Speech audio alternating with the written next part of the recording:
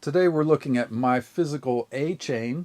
The B chain is the one that you're going to use, and I spent many months getting it to sound like this chain. I actually think it sounds better than this chain, but it's so small of a difference.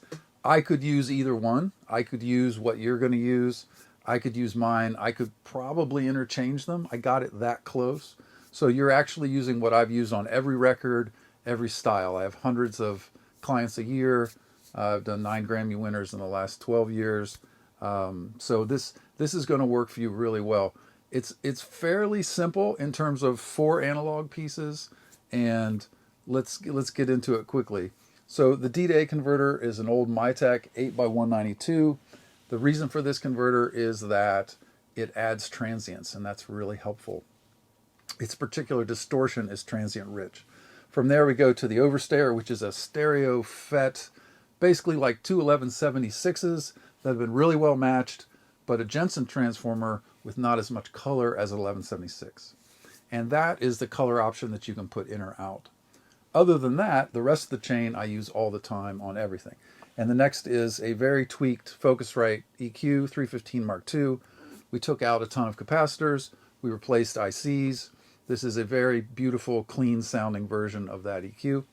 Then the Elysia Alpha. This is a stereo compressor. It's a mid-side compressor. It does a whole lot of stuff. It's Class A discrete using the modern surface mount technology. And this is serial number 1 of the Alpha. And I use it for mastering in mid-side mode most of the time. But you can use it in stereo mode and do stems of, bass drum, vocal, synth, whatever. And then the Fairman, this is a boost EQ. This is a tube boost EQ, and I would say is the best sounding tube EQ that I've ever heard. And this one has 22 tubes in it, 11 per side. Lundahl transformers, which are very clean, so you kind of pretend they're not there. That's what Lundahl tries to do. And the boosts here are in bands: low shelf, low mid bell, high shelf. There's there's input gain, and there's output gain. And the output gain we want to always drive. The high shelf is really beautiful.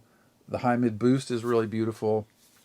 Each band here, I've got custom tubes per band to really accentuate the great qualities of this thing. And from there, we go to conversion, which is a Pacific Microsonics Model 2. These aren't made anymore because they can't get those parts. This is a beautiful sounding converter that has won many shootouts even in the last couple years. And it's a huge thing with a big power supply. They were $24,000 when they were new, and it's just fantastic. And you can clip it a lot if you're doing mastering, but for general purpose recording or treatment of any buses, it's just got a beautiful tonality to it. And that goes to the lowly L2 for a dB&1, just a little bump with the L2, which does a little mid-range pop, which is nice. And that's not something you can touch. We've preset it at 1.4 dB. And then digitally to the Cranesong head, where you can control the 3 knobs, triode, pentode, tape, and you can play with that. And that's the chain. So custom cables, custom tubes. It is an exact, as much as exact possible replica of my chain I use every day. And yeah, have fun.